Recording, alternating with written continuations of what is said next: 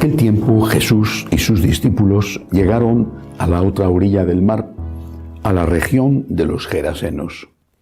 Apenas desembarcó, le salió al encuentro de entre los sepulcros un hombre poseído de espíritu inmundo.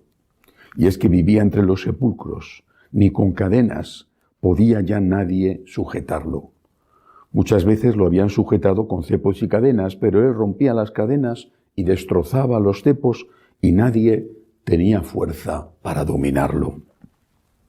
Se pasaba el día y la noche en los sepulcros y en los montes, gritando e hiriéndose con piedras. Viendo de lejos a Jesús, echó a correr. Se postró ante él y gritó con voz potente: ¿Qué tienes que ver conmigo, Jesús, Hijo de Dios Altísimo?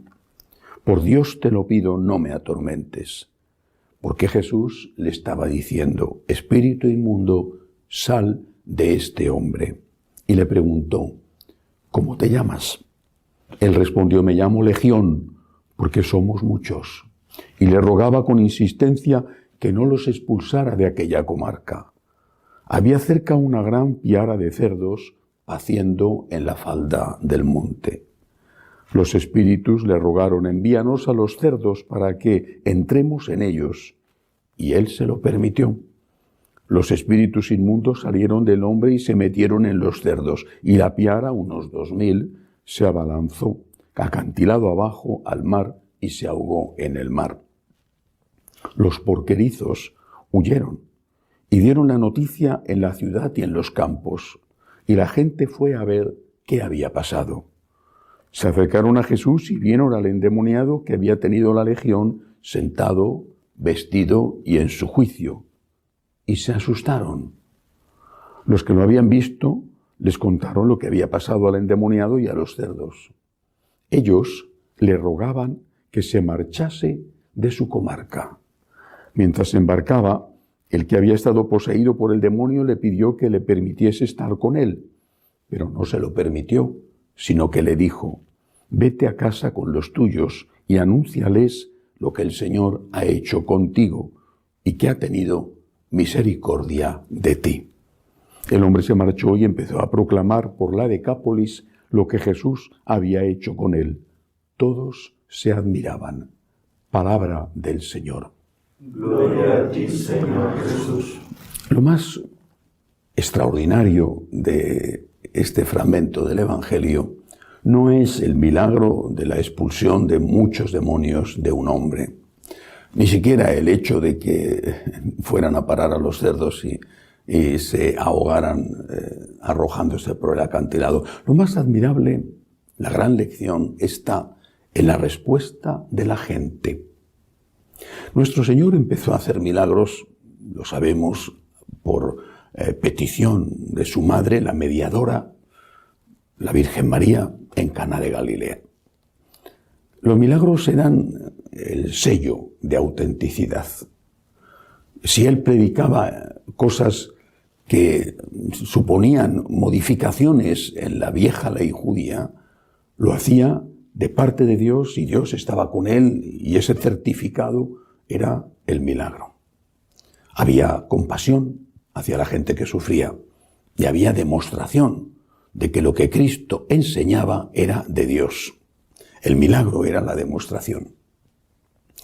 De los 3 años de vida pública aproximadamente, quizá un poco más de la mitad aproximadamente también, nuestro Señor hizo muchísimos milagros.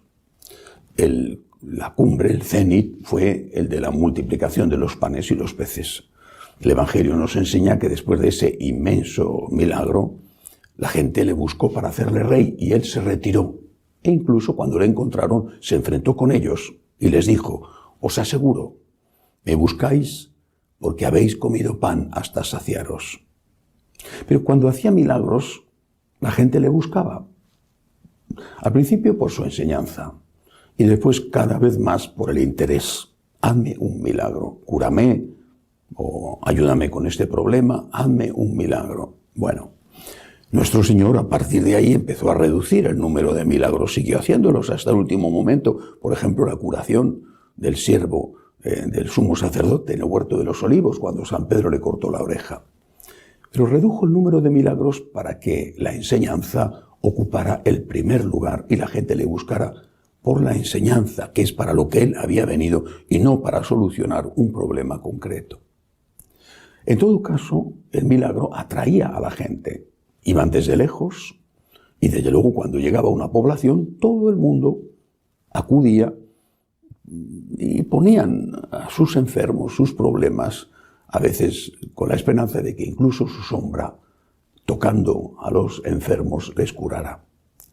Lo extraordinario de este milagro es que sucede al revés. Dice el evangelista que la gente se acercó a él asombrada y llena de miedo y le dijo que se marchara del pueblo. Dice que le rogó porque tenía miedo. Le rogó, le pidió que se marchara. Ha hecho un milagro y la gente quiere que se vaya. Lo normal hubiera sido, ha hecho un milagro y la gente agradecida o interesada acude presentando tantos problemas y tantas peticiones, no solo de salud. Por primera vez hace un milagro y la gente le dice que no le quiere. ¿Por qué? Porque el milagro, hasta ese momento, era gratis total. El Señor lo único que exigía era la fe, pero eso no costaba dinero. Tenían o no tenían fe, a veces poca. Con la fe, sobre la base de la fe, el Señor hacía el milagro. Pero en este caso sí que les cuesta dinero y eso ya no están dispuestos a pagarlo. Cuando yo era un joven seminarista, me contaron una historia, es una historia inventada, por supuesto, pero era una historia que tiene mucha sustancia. Un señor devoto de San Antonio, en aquella época todavía había mucha gente devota de San Antonio, yo también le tengo devoción. Un devoto de San Antonio acudía a la iglesia donde había una imagen del santo, acudía con frecuencia. Que me toque la lotería. Al día siguiente, que me toque la lotería. No le tocaba la lotería, una y otra vez, día tras día. Que me toque la lotería. El Señor iba cada vez volviéndose más agresivo hacia el santo. Después de la petición, o antes, argüía. No sé para qué sirves, no me escuchas, no voy a volver, esto es inútil, no sirves para nada, no tienes poder ante Dios, que me toque la lotería. Así día tras día y cada vez más agresivo. Hasta que un día, repito, es una historia, hasta que un día el santo se cansó y le dijo, pero hombre, por lo menos compra el 10º, es decir, compra la papeleta. Nosotros queremos el gratis total. El esfuerzo no nos interesa. Es verdad que la sociedad en que vivimos lo favorece, en la sociedad de la subvención. En países, pongo por ejemplo, el caso de España, ya los niños, los adolescentes tienen que pasar de curso. No importa las asignaturas que tengan suspendidas, o al menos tienen que pasar con muchas asignaturas suspendidas. Eso por no hablar de las coacciones y de las amenazas, incluso a veces físicas, a los profesores si suspenden alguno. Y no solo por parte de los alumnos, sino a veces también por parte de los padres. Vivimos en la cultura del gratis total. No queremos hacer esfuerzos. Nos lo tienen que dar todo regalado. Es lo que pasó allí en aquella región de los Gerasenos. Oye, que el Señor está dispuesto a hacer un milagro, pero tú tienes que poner tu parte. No. Si hace el milagro, que lo haga sin poner yo nada. Que yo apruebe sin estudiar. Que yo saque la carrera, la que sea. Quiero ser médico, abogado, ingeniero. Por supuesto, estudiando lo menos posible y si pudiera ser nada. Quiero un trabajo. Hace mucho tiempo un empresario me decía, en España muchísimos no quieren un trabajo, quieren un sueldo, que no es lo mismo. Seguro que eso no se puede generalizar, pero eso en muchos casos es real. No quiero trabajar, quiero que me den un sueldo. Quiero que todo sea fácil. Quiero todo gratis. Apliquemos esto a nuestra relación con Dios. ¿Quieres controlar tu carácter, pero no quieres hacer esfuerzos?